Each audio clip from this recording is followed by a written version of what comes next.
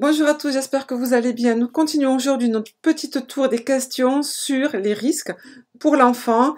Ce sont des questions donc, que vous pouvez avoir pour le CAP à EPE, notamment en EP1, si vous avez fait une fiche sur l'accompagnement à la sieste ou la mise à la sieste, mais que vous pouvez également avoir en EP2, pourquoi pas, hein, si vous êtes mis en situation en tant qu'ATSEM avec une mise à la sieste, ou en EP3, si de toute façon vous aurez une journée type à faire, et donc dans cette journée type, il y aura forcément, on va dire, des siestes à, on va dire, caler. Donc, question relativement fréquente, je rappelle les risques, la notion de risque pour le professionnel, mais là, on va voir aussi pour l'enfant, car c'est plutôt une question, on va dire, relativement très fréquente. Pour ceux qui ne me connaissent pas, donc je suis Béatrice Monnier, formatrice sur Toulouse. Vous pourrez retrouver également le lien du site que j'ai créé, sur lequel vous trouverez, on va dire, toutes nos autres formations, nos vidéos et nos cours. Donc, pour déjà répondre à cette question, pour ceux qui me suivent, vous savez qu'on va, on va dire, faire par, on va dire, déduction. D'abord, on va essayer de répondre, ou de se rappeler plutôt, quel est le protocole. Qu'est-ce qui nous est demandé en tant que professionnel pour la sécurité de l'enfant. Donc déjà on nous demande pas de doudou dans le lit, pas de coussin, pas de drap, pas de couette, pas de tour de lit, également pas de sucette avec une ficelle. D'accord. Donc là, qu'est-ce qu'on peut en déduire? On a pour l'enfant, si on nous demande tout ça, c'est le risque d'étouffement, de suffocation. L'enfant ne doit rien avoir autour de son lit, on va le faire dormir jusqu'à ses 24 mois à peu près en gigoteuse. Après, une fois que l'enfant va pouvoir de lui-même se lever, là on pourra commencer à lui proposer un drap, ou une couette en fonction de la saison, mais avant, absolument rien. Pour tout ce qui est du doudou, des objets, des nounours, on peut leur proposer, si vraiment ça fait partie de leur rituel d'endormissement.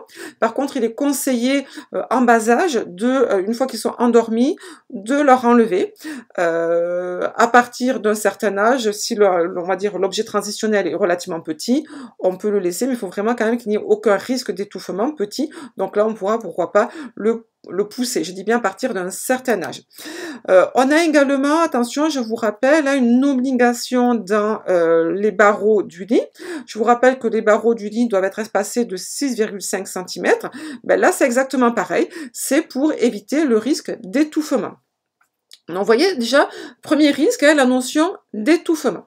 Après, on a également, on va dire, on vous demande également de coucher, d'accompagner un enfant au lit 20 à 30 minutes après son repas. Donc là, pourquoi? C'est à nouveau encore le risque d'étouffement ou de régurgitation, et donc régurgitation qui pourrait provoquer un risque d'étouffement à l'enfant. Donc je vous rappelle qu'un enfant, on va dire, il ne faut pas le mettre en position couchée dès qu'il a mangé, mais c'est pareil pour nous, en tant qu'adultes. On ne va pas se positionner en tant couché pour digérer. Notre digestion va avoir du mal à s'enclencher si on est en position couchée. Donc du coup, on va lui proposer un petit temps calme pendant 20 à 30 minutes pour justement éviter tout risque de régurgitation. Et comme l'enfant, attention, il est encore petit, il pourra peut-être pas forcément se lever, relever, on va dire, son corps. Donc, on va le positionner, on va lui proposer d'aller au lit, pardon, à partir de 20 à 30 minutes après son repas ou son biberon. Donc là, on a fait le tour du risque d'étouffement. Alors, bien sûr, il peut y en avoir d'autres, mais vous voyez le tout premier risque, le risque d'étouffement. Deuxième risque, le plus important, c'est le risque de la mort subite du nourrisson. Alors là, qu'est-ce qu'on vous demande justement dans le protocole? On vous dit, il faut que la chambre soit à 18-19 degrés, il faut que la chambre soit, on va dire, dans la pénombre, il faut qu'on couche l'enfant sur le dos, et si possible, surtout quand il est en bas âge, on va nettoyer le nez de l'enfant. Tout ça, et bien d'autres, mais ça surtout, c'est sûr pour éviter la mort subite du nourrisson. Si on reprend, la chambre dans la pénombre va vous permettre de vérifier la respiration de l'enfant, son rythme cardiaque et également la couleur de son visage, de sa peau. On va s'alerter, bien évidemment, étant donné que ça sera dans la pénombre, on va pouvoir vérifier, contrôler, et donc on va s'alerter s'il y a un changement de couleur, notamment blanc ou bleu. Pourquoi 18-19 degrés? Parce que au-delà de 18-19 degrés, le corps de l'enfant, la température de l'enfant va fortement augmenter et son rythme cardiaque va également augmenter. Pourquoi coucher un enfant sur le dos? Parce que si on couche un enfant sur le ventre, on va l'empêcher de respirer et là, comme je vous disais tout à l'heure, un enfant surtout en bas âge va avoir du mal à se mouvoir, à tourner son visage et donc il pourrait malheureusement avoir le nez, on va dire, entre, on va dire, collé si vous voulez au matelas. Donc du coup, il faut effectivement, on va dire, le mettre plutôt sur le dos. Pour nettoyer le nez avant la sieste, là c'est pareil, exactement on va dire pour la même raison, c'est pour lui permettre de bien respirer et donc du coup de n'avoir absolument aucune gêne au niveau respiratoire. Donc ça c'est la mort subite du nourrisson. Après on vous demande également de proposer à l'enfant un lit à barreaux d'une hauteur suffisante, de 120 cm en moyenne, voilà. Ben là c'est pourquoi? C'est pour le risque de chute. Parce qu'un enfant, à partir d'un certain âge, dès qu'il va pouvoir commencer à se lever, mais même quand il est tout petit, il va, on va dire, se tourner, il va se lever, donc du coup, le lit à barreaux va bien évidemment respecter, on va dire, pour le protéger en cas de chute. À partir de 24 mois, on considère qu'un enfant peut marcher, et donc à partir de 24 mois, on va pouvoir lui proposer un lit bas, d'accord? Attention, ce lit à barreaux doit également avoir une barrière qui puisse, on va dire, en principe, il y a 2 ou 3 positions de sécurité, 2 ou 3 positions, ce qui va permettre, là, par contre, pour le professionnel, d'éviter de trop se baisser, et donc là, là, ça sera pour le professionnel les risques TMS, mais bon, là, aujourd'hui, on a dit qu'on faisait les risques pour les enfants. Donc voilà, donc ça, c'était les risques de chute. Risque de chute, bien évidemment, quand vous le portez, quand vous le mettez dans le lit, bon, mais voilà, ça, c'est autre chose, mais une fois qu'il est dans le lit, les barreaux vont, bien évidemment, le protéger.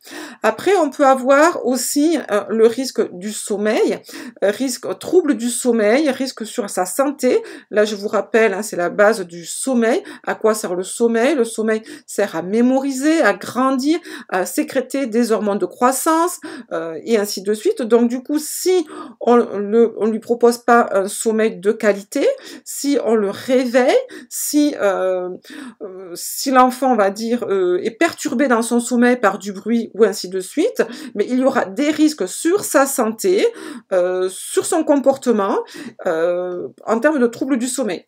Petite anecdote, régulièrement, malheureusement, trop régulièrement, on va dire, il y a des, on va dire des procès contre des assistantes maternelles. Vous irez voir, il y en a eu un la semaine dernière, ou il y a 15 jours à peu près, contre des assistantes maternelles qui, au moment de la sieste, l'enfant a du mal à s'endormir, pleure, et les assistantes maternelles les secouent comme ça, voilà. Donc c'est ce qu'on appelle les enfants secoués ou les bébés secoués. Ça peut provoquer des séquelles à vie au niveau du cerveau.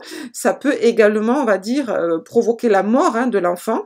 Donc il y en a eu un la semaine dernière, un cas malheureusement la semaine dernière. Alors attention, bien évidemment on est en France, donc la justice elle est un petit peu longue.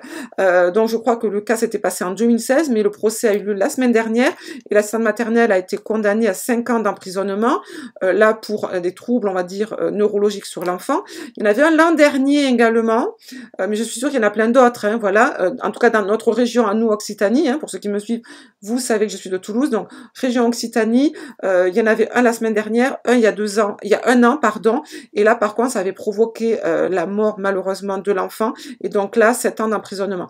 Donc en gros, voyez bien que les troubles sur la santé, les troubles du sommeil, c'est un risque aussi pour l'enfant, c'est un risque aussi en tant que parent, c'est-à-dire quand on confie notre enfant à un professionnel, il faut bien faire attention, on va dire, maîtriser cette notion de risque. C'est pour ça qu'on va le mettre également dans le risque. Il faut vraiment que le professionnel soit compétent et ça sera votre rôle. Je compte sur vous.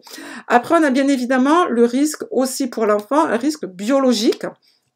Donc, c'est pour ça qu'il est très très important, dans le protocole, on vous demande de nettoyer les mains de l'enfant. Pourquoi? Parce que l'enfant va, quand il va dormir, très fréquemment, surtout quand ils sont petits, mettre les doigts à la bouche, surtout quand ils font les dents. Très souvent, ils ont un petit peu des douleurs dentaires, donc ils vont mettre les doigts à la bouche. Donc, si on ne lave pas les mains avant de dormir, l'enfant peut se contaminer, voilà. Donc, bien évidemment, on va nettoyer ses mains, mais on va également avoir une hygiène irréprochable de la literie que l'on va donc du coup laver régulièrement toutes les semaines. C'est très important, voire plus si besoin, hein, s'il y a une régurgitation et ainsi de suite. Bien évidemment qu'on ne va pas attendre la fin de la semaine. On va, en tout cas, toutes les semaines, on va laver les draps, la turbulette, tout ce qui, on va dire, la laise à 60 degrés. Et on va également désinfecter et nettoyer le lit avec un DDA. Et donc là, ça nous amène à parler du risque chimique.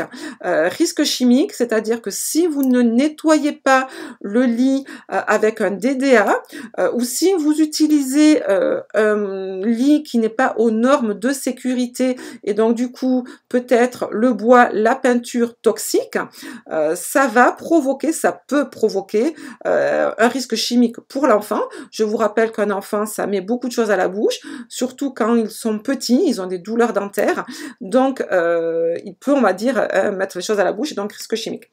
Un tout dernier risque peut-être, c'est le risque également, on va dire, squelettique pour l'enfant. Je vous rappelle que on vous demande d'avoir un matelas relativement ferme. Ça, c'est pour éviter justement le dos, la déformation du dos de l'enfant. On vous demande d'éviter, si possible, les lits parapluies, ou si on met un lit parapluie, si on propose à l'enfant un lit parapluie, que ce lit parapluie soit sans sur matelas. Il y a beaucoup d'assistantes maternelles, ou en tout cas de parents plutôt, désolé, qui mettent un matelas, pensant bien faire, sur le matelas du lit parapluie. Ces matelas sont souvent, on va dire, mous, hein, et donc peuvent déformer la colonne vertébrale de l'enfant. Donc en fait, il nous faut un matelas ferme, relativement ferme. Et quand on va également coucher l'enfant, protocole, on va d'abord positionner son siège et après sa tête pour justement éviter, on va dire, déjà de faire mal à l'enfant, et c'est pour vraiment le positionner confortablement. Voilà, donc du coup là on a un risque plutôt, on va dire, squelettique.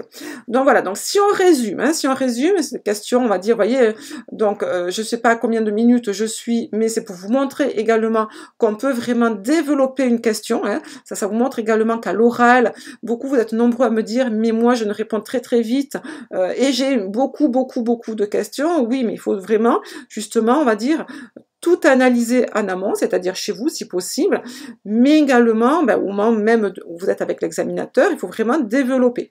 Donc si on répond, alors moi je parle peut-être un petit peu trop aussi, désolé.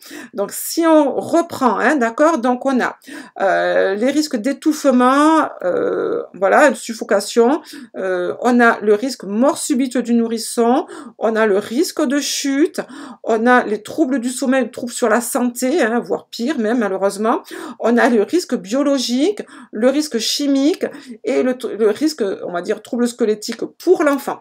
Voilà, donc j'espère que cette petite vidéo vous aura aidé à préparer votre oral.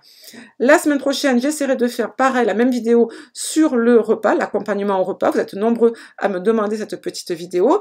Donc je vous souhaite une très bonne journée, un bon dimanche. N'hésitez surtout pas à vous abonner. Ça nous permettra d'avoir un petit peu plus d'abonnés justement. Et pourquoi pas de faire des partenariats, hein. D'ailleurs, si vous êtes nombreux à nous regarder, pourquoi pas pour tout ce qui est matériel de puériculture, on souhaite mettre en place des partenariats pour pouvoir parler, on va dire, du matériel et après en faire bénéficier nos propres clients, nos propres candidats. Donc voilà, soyez nombreux à nous remonter en liste pour mettre en place tout cela qu'on espère mettre en place assez vite. Voilà, merci beaucoup et à très bientôt. Au revoir.